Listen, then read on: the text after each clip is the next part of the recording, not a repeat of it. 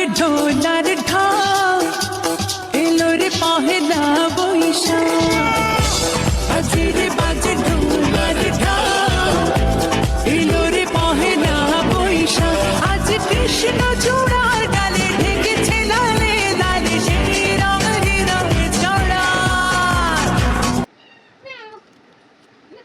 দেখতেই পাচ্ছ আমি পান্তা, ইলিশ, আলু ভর্তা, পেঁয়াজ, মরিচ সব কিছু দিয়ে পয়লা বৈশাখের সকালটা শুরু করেছিলাম।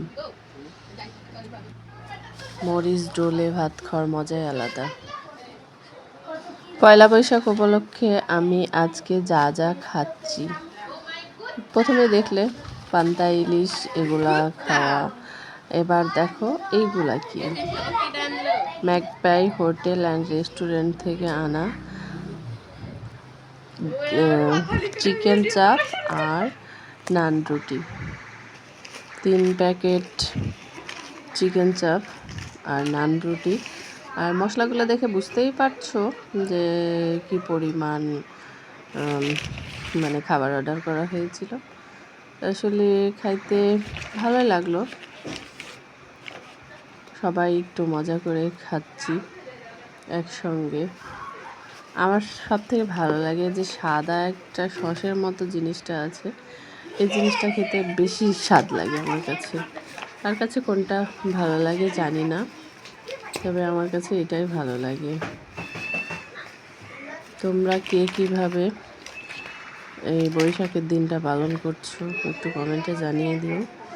আর আমার তরফ থেকে তোমাদের সবাইকে শুভ নববর্ষের অনেক অনেক শুভেচ্ছা ও শুভকামনা রইল।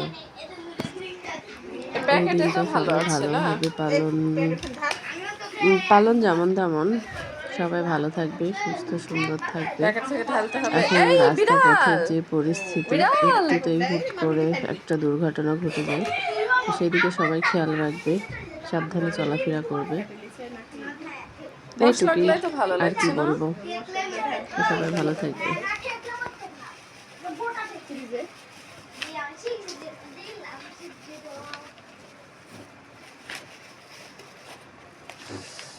বাবা পড়তে সালা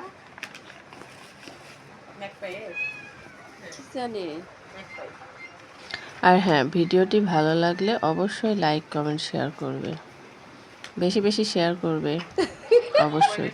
আর যারা এখন আমার চ্যানেলটি সাবস্ক্রাইব করে নাই অবশ্যই সাবস্ক্রাইব করবে।